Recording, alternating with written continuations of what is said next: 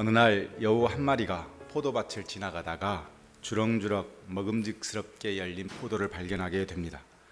그래서 그 포도를 따먹기 위해서 울타리를 뺑 둘러 다녀보았으나 어느 하나 빈틈이 보이지 않고 울타리는 너무 높습니다. 그런데 마침 조그만 빈틈이 있어서 거기로 들어갈 수 있겠나 하고 머리를 집어넣어 보았더니 머리는 들어가는데 몸이 들어가지 않는 거예요. 그러나 그 포도를 꼭 먹고 싶었습니다. 그래서 여우가 3일을 굶어서 살을 쭉 뺀 다음 그 포도밭으로 들어가서 마음껏 포도를 따먹었습니다. 문제는 이제 주인이 올 시간이 되어서 그 포도밭을 빠져나와야 되는데 다시 그 구멍으로 나오려고 하니 부러진 몸 때문에 나올 수가 없었습니다. 그래서 다시 여우는 그 구덩이에서 또 나오기 위해서 열심히 포도밭에서 주인의 눈을 피해서 숨고 3일 동안 꼬박 굶어서 다시 그 울타리 구멍을 나올 수가 있었습니다. 그리고 여우가 포도밭을 나와서 하는 말이 들어갈 때나 나갈 때나 뱃속은 똑같구만 하면서 웃는 그런 우화가 있습니다. 달콤한 포도 때문에 혹사된 몸과 시간을 생각하니 참 허무한 거예요. 괜히 들어갔다가 그거 좀 먹겠다고 했다가 이 고생했구나 싶으니까 허무한 것이죠. 인간의 허무한 인생도 이와 같습니다. 유혹된 맛을 찾아서 온통 시간과 정열과 돈을 다 쏟아 부어 그 맛을 가져보았더니 결국 그 맛을 채우고 나니 별거 아니구만. 그러면서 허무감이 들어온다 하는 것입니다. 미국의 사회학자 데이비드 리스먼이라고 하는 교수가 자신이 평생 살면서 자신이 살아온 격동기의 인생 중에 40년을 사회학적으로 한번 고찰해보자 라고 해서 연구를 해보았습니다. 그리고 나서 1950년, 60년, 70년, 80년 이 40년 동안을 자기가 한번 분석해서 결론을 내리면서 그 시대를 각각 정리를 했습니다. 그러면서 1950년대를 허무의 시대라 이렇게 정의를 했습니다. 그 이유는 뭐냐면 2차 대전을 겪으면서 사람들이 죽을 둥살둥 농사 짓고 어렵게 힘들게 다 쌓아놓은 것들이 전쟁으로 폐허가 돼버렸거든요. 그러니까 사람들이 너무 황망해서 그 시대의 사람들은 그 황망함을 이겨내기 위해서 몸부림쳤던 허무의 시대. 그래서 이분이 그 유명한 고독한 군중이라는 말을 여기에서 만들어냅니다. 그래서 그 당시에는 고독한 군중이 허무함을 느끼는 시대였다 이렇게 이야기를 합니다.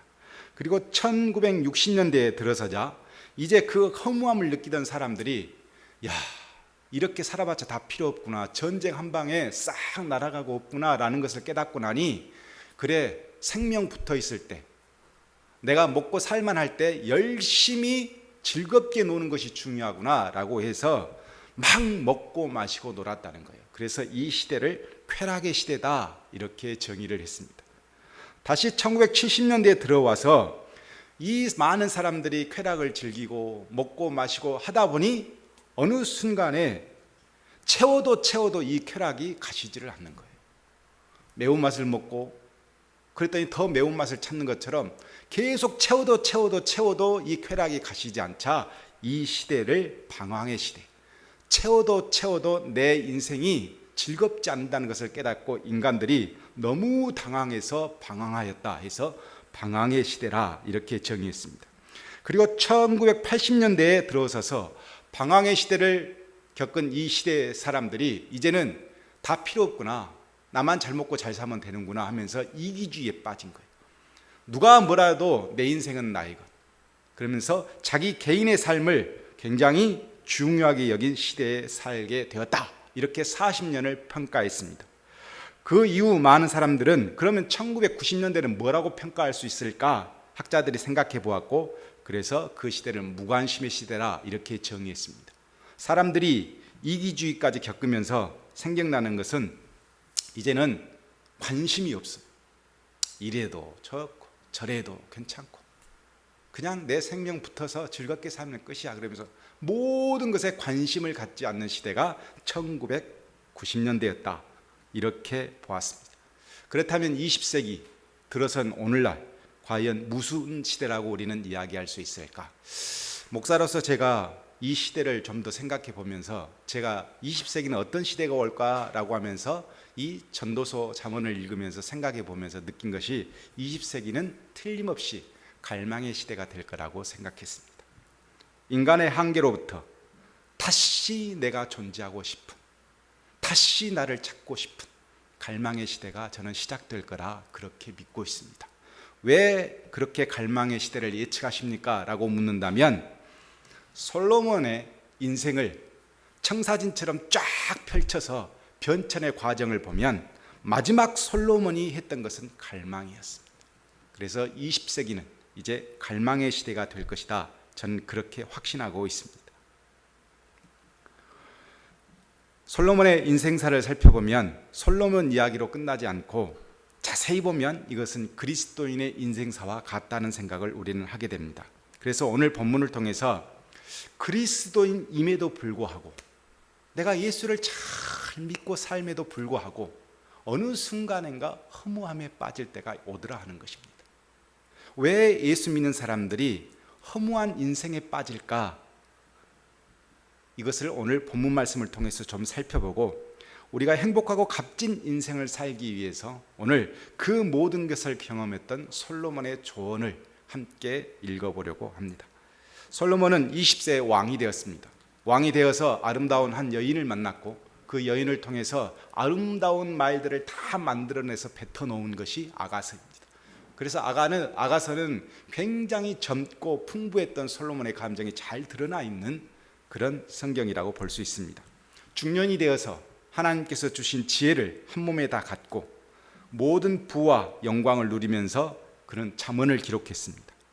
하나님의 주신 이 위대한 지혜를 황금에 누리면서 잠언에서 그는 이렇게 이야기합니다. 1장 5절에 지혜 있는 자는 듣고 학식이 더할 것이요 명철한 자는 지락을 얻을 것이라. 자, 지혜를 가진 사람도 있을 것이고 또 학식이 풍부한 명철을 가진 사람도 있을 수 있다. 그러나 내가 하나님께 받은 이 말씀 지혜서를 들어라 할 정도로 당당했습니다. 중년 때 솔로몬은 너무너무 당당했고 이 세상의 부와 명예를 다 누려본 사람이기 때문에 이 사람이 당당하게 이렇게 이야기할 수 있었습니다.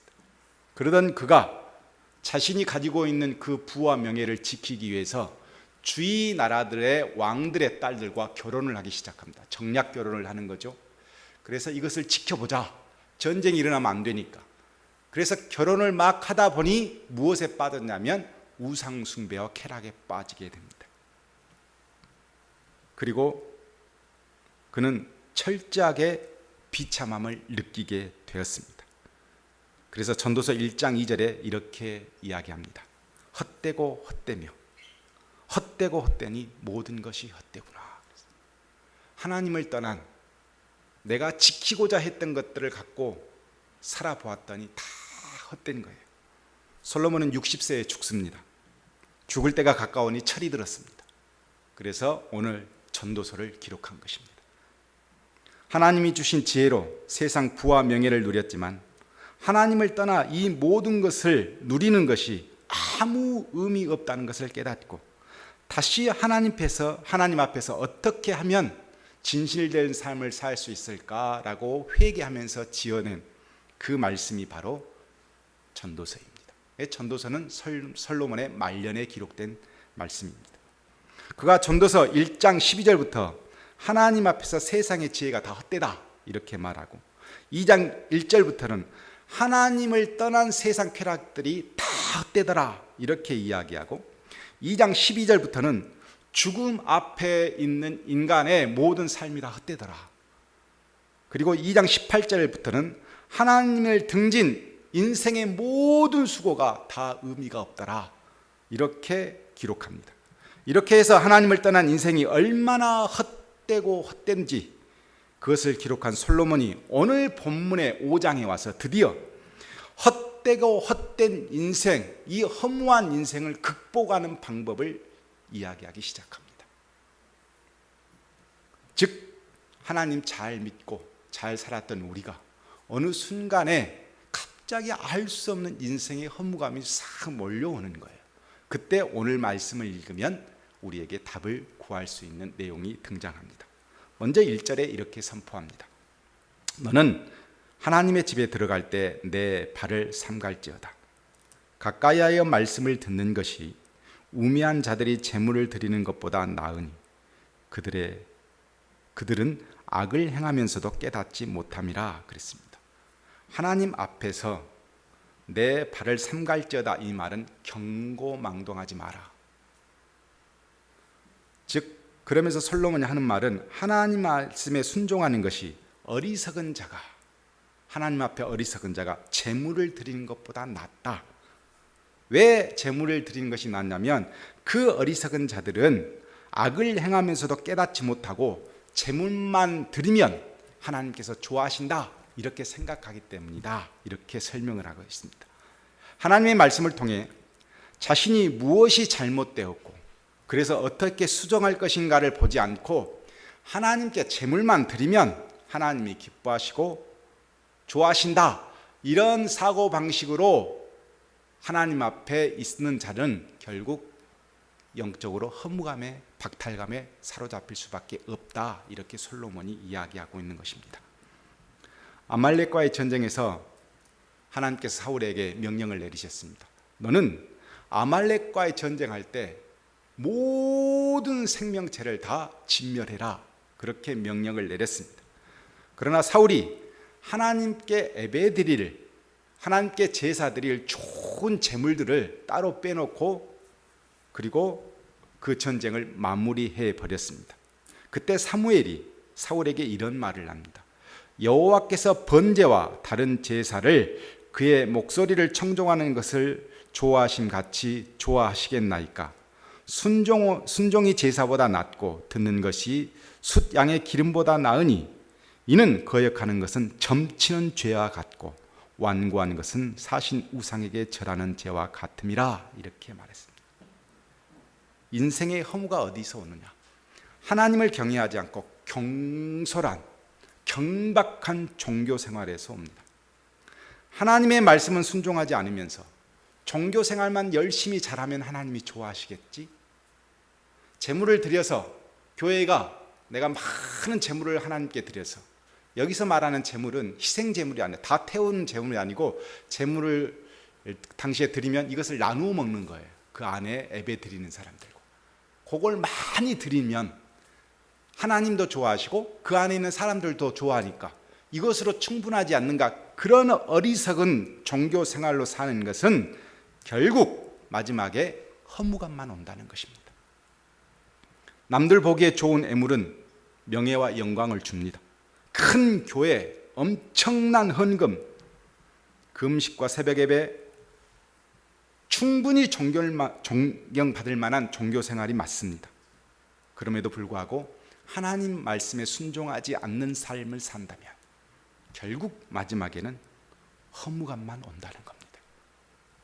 하나님은 애물이 아닌 말씀에 순종한 사람을 통해 영적 교감을 하시고 그와 함께 하시려고 하시기 때문에 결국 이렇게 우매한 자처럼 재물만 드리면 된다라고 생각하는 종교 생활은 우리 모두에게 허무감만 주어서 결국 지치게 만드는 겁니다. 아무 의미 없게 만들어 버리는 겁니다. 다음으로 2절에는 솔로몬이 이렇게 또 조언을 합니다. 너는 하나님 앞에서 함부로 입을 열지 말며 급한 마음으로 말을 내지 말라. 하나님은 하늘에 계시고 너는 땅에 있습니다. 그런즉 마땅히 말을 적게 할지니라 그랬습니다. 이 말씀은 기도할 때, 하나님께 기도할 때 주의할 점을 간략하게 설명한 내용인데, 하나님께 기도할 때 말을 많이 하려고 하지 말고 신중하고 진실하게 기도를 해라, 이런 내용입니다. 즉 당시에도 자기 욕심으로 기도하는 사람들이 많았고 자기 중심으로 기도하는 백성들이 대다수였습니다. 이들은 기도의 시간을 많이 늘려가지고 하나님을 감동시켜서 많이 기도를 하면 자기가 채우고 싶어하는 욕심, 자기가 갖고 싶어하는 욕망, 이것들을 하나님께서 주실 것이라 생각했습니다. 문제는 기도가 이루어지지 않을 때가 문제였습니다. 이렇게 열심히 날마다 하나님을 찾고 기도했는데 안 들어주셔? 그러면 뭐하러 내가 신앙생활을 해? 이렇게 돼버리는 것이죠. 기도 필요 없구나, 이렇게 돼버리는 겁니다. 그래서 솔로몬이 3절에 부수적으로 이렇게 설명합니다.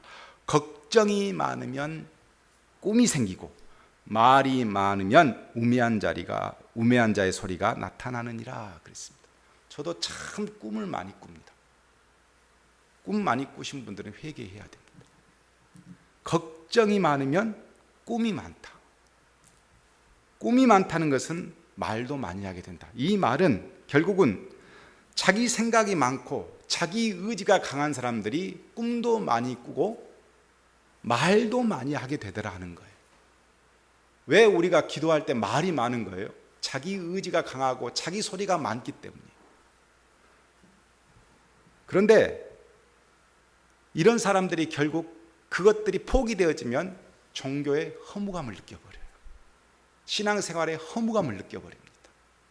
그런데 하나님의 뜻이 무엇인지 이것을 깊게 묵상하고 자기 말을 하는 것보다 하나님의 뜻이 무엇인지를 고민하는 사람은 그렇지 않습니다. 그래서 예수님께서 마태복음 6장 7절에 이런 말씀을 하십니다. 기도할 때 이방인과 같이 중언부언하지 말라. 그들은 말을 많이 하여야 들으실 줄 생각하느니라 그랬습니다. 중언부언이 뭐예요? 뜻도 없이 계속 주문을 외우는 것처럼 계속 하던 말을 계속 양만 늘려서 하는 거예요. 기도의 양이 많아야 하나님이 들어주신다고 생각하기 때문에 그렇게 주문 외우듯이 반복하는 겁니다. 그러나 이것이 들어지지 않았었을 때, 하나님이 들어주시지 않았을 때 영적 허무감에 빠진다는 겁니다. 그래서 예수님께서 마태복음 똑같은 9절과 10절에서 이렇게 말씀하시죠. 기도의 방법을 가르쳐 주십니다. 너희는 이렇게 기도하라.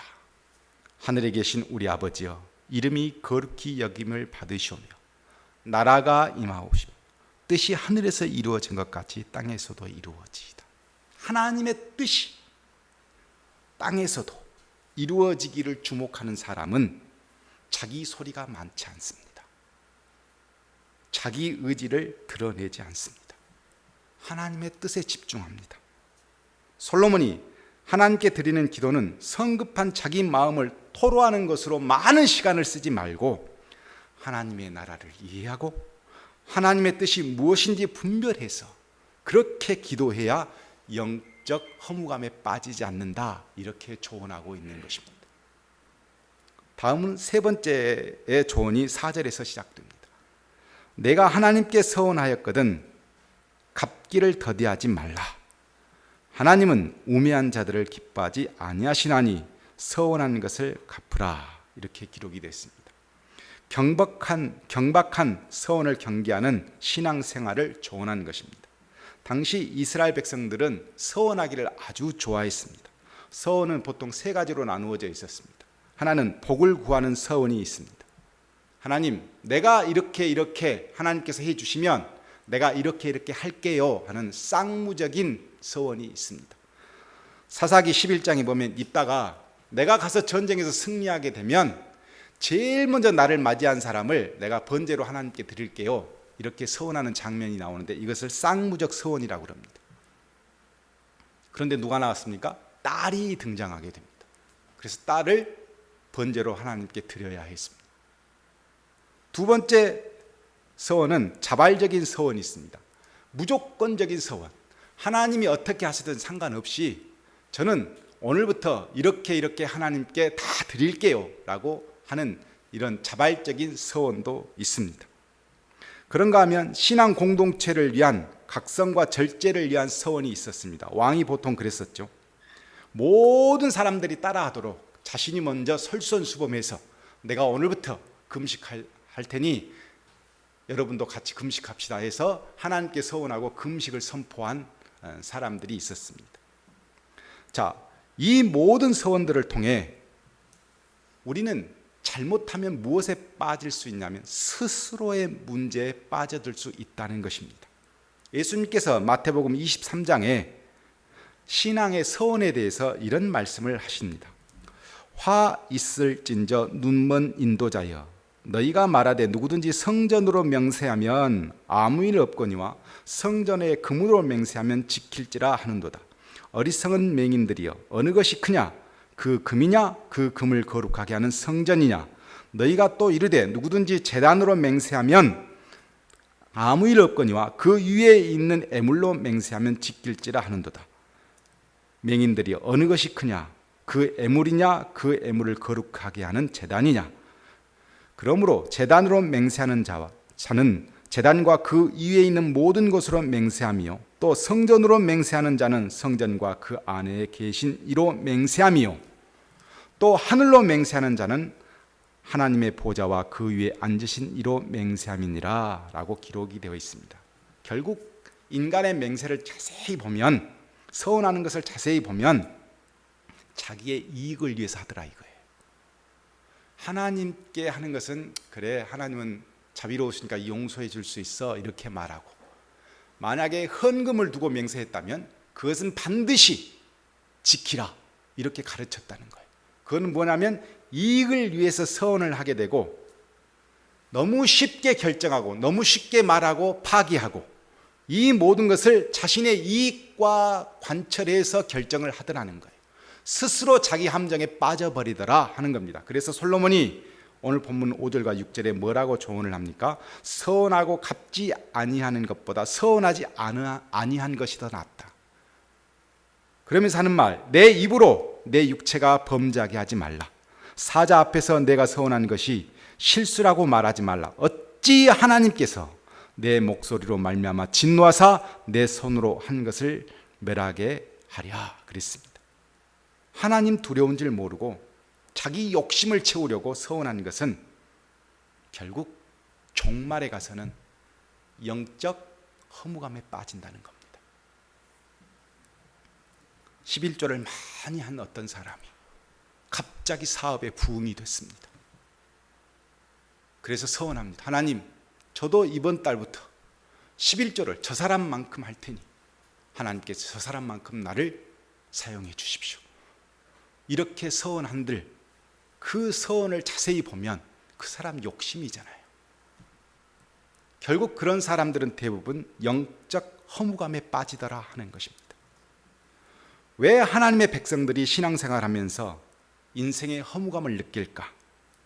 오늘 솔로몬은 3가지 조언을 우리에게 주었습니다. 그 3가지 조언을 자세히 묵상하고 생각해보고 또 생각해보면 하나를 발견할 수 있습니다. 그것은 뭐냐면 솔로몬이 제일 오늘 본문 마지막에 이야기했던 것처럼 하나님을 경외하지 않는 데서 결국 우리는 신앙생활이 아닌 종교생활을 하게 되고 그 종교생활은 반드시 영적 허무감만 주게 되더라 하는 것입니다. 그리스도인들이 영적인 허무감에 빠지는 것은 바로 신앙생활을 하지 않았기 때문입니다. 하나님과 동행하며 경외하는 신앙생활, 세상적인 진리를 버리고 하나님 말씀에 순종하는 신앙생활, 진정한 영적 자유를, 진리가 나에게 주는 자유를 찾아서 성령 충만함을 쫓는 신앙생활을 하지 못하는 데서 온 모든 결과가 뭐냐면 영적 박탈감입니다. 허무입니다. 말씀을 마치겠습니다. 솔로몬의 아버지 다윗도 임종 직전의 인생의 허무감을 느꼈습니다. 그래서 시편 39편은 바로 다윗이 죽기 얼마 전에 기록한 말씀이 시편 39편인데 다윗이 임종 직전에 성경에 보면 몸이 추웠던 모양이에요. 그래서 젊은 기를 받으려고 했고 여러 가지로 병에 시달리면서 결국 70세의 인생을 마감하게 됩니다. 그때 39편을 통해 자기 인생을 되돌아본 겁니다. 그러면서 이렇게 기록합니다. 시편 39편 5절에 주께서 나의 날을 한 뼘 길이만큼 되게 하시고 나의 일생이 주 앞에서 없는 것 같사오니 사람은 그가 든든히 서 있는 때에도 진실로 모두가 허사뿐이니이다 그랬습니다. 70평생 인생을 한 뼘 길이만큼밖에 안 됐다. 든든히 서 있을 때에도 최상의 행복감을 누릴 때에도 가만히 가만히 생각해 보니 죽음 앞에서 자신은 모든 것이 헛되었다 이렇게 고백합니다. 그러면서 6절에 진실로 각 사람은 그림자같이 다니고 헛된 일로 소란하며 재물을 쌓으나 누가 거둘는지 알지 못하나이다 그랬어요. 죽음 직전 생각해 보니 자신이 그것 취하게 해서 요란하게 살았거든요. 온 힘을 다해서 살았거든요. 다 그렇게 요란하게 힘들게 살았던 그 시간들이 너무너무 비참한 거예요. 그리고 결과를 생각해 보니 이렇게 쌓아둔 것 결국은 누가 가져갑니까? 자기가 갖고 간 것이 아니고 후대 사람들한테 남겨주고 자기는 빈손으로 가게 되거든요. 내가 이렇게 요란하게 살았나? 이런 생각이 든 겁니다. 그러면서 7절에 이렇게 말합니다. 주여, 이제 내가 무엇을 바라리요? 나의 소망은 주께 있나이다. 그랬어요. 마지막 죽음을 깨닫는 것이 다 필요 없구나. 움켜쥐려고 요란하게 살았던 내 인생, 그렇게 찬란하고 꽃피었던 내 인생이 죽음 앞에서 들어서니 아무 의미가 없구나.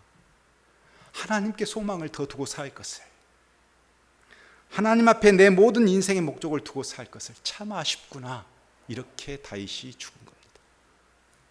요한복음 12장에 예수님께서 마지막 십자가에 못 박혀 죽기 위해서 예루살렘에 들어가기 전에 성경에 보면 자신이 늘 자신과 함께 친구처럼 지냈던 나사로 집에 방문하게 됩니다. 여기에는 두 자매가 있었고 그 중에 막내 마리아가 예수님의 죽음을 준비하는 듯 향유를 가져다가 예수님의 발에 뿌리고 예수님의 발을 닦습니다. 그때 예수님의 제자 가룟 유다가 저것을 팔아서 가난한 사람들에게 주는 것이 훨씬 더 이롭지 않는가? 저 엄청난 금액의 향유를 예수님 팔에 부숴버리면 땅에 다 쏟아져서 아무 의미 없지 않는가? 이렇게 불만을 토로했습니다. 이때 예수님께서 이렇게 말씀하십니다. 가난한 자들은 항상 너희와 함께 있거니와 나는 항상 있지 아니하리라. 우리가 상식적으로 생각해 보면 가룟 유다의 말은 굉장히 의미 있는 말이고 굉장히 가난한 사람들을 위한 정의감 있는 말인 것이 확실합니다. 그럼에도 주님께서 이렇게 말씀하신 것은 뭐냐면 어떤 정의감도 어떤 도덕과 윤리도 이 세상에 가치 있는 것도 예수님이 없으면 아무 의미가 없는 겁니다. 내가 있을 때 의미가 있는 것이지 예수님이 없으면 그것은 아무 의미가 없는 거예요. 솔로몬은 이 세상에서 부와 명예와 가장 가치 있는 일을 한다 해도 하나님을 경외하지 않는 삶을 산다면 자신처럼 헛된 말, 결국은 모든 것이 헛되다는 결론을 내릴 수밖에 없다. 그래서 하나님을 믿는 백성들에게 하는 말이 하나님 앞에서 내 인생을 두고 경고망동하지 마라. 함부로 살지 마라. 제사보다 순종이 더 낫다. 그리고 함부로 기도하지 마라. 개인의 욕망과 욕심을 기도의 도구로 삼지 말고 하나님의 뜻이 무엇인지, 하나님의 나라를 위해서 무엇이 필요한지 생각하면서 기도해라.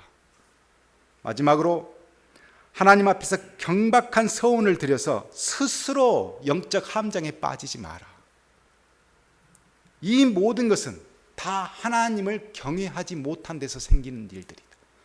하나님을 경외한 자들은 절대로 영적 허무감에 빠지지 않는다. 이렇게 조언한 것입니다. 최근 어떤 목사님과 식사 자리에서 우리 동로회에서 큰 교회를 자식에게 세습해주고 후회하는 목사님 이야기를 들려주셨습니다.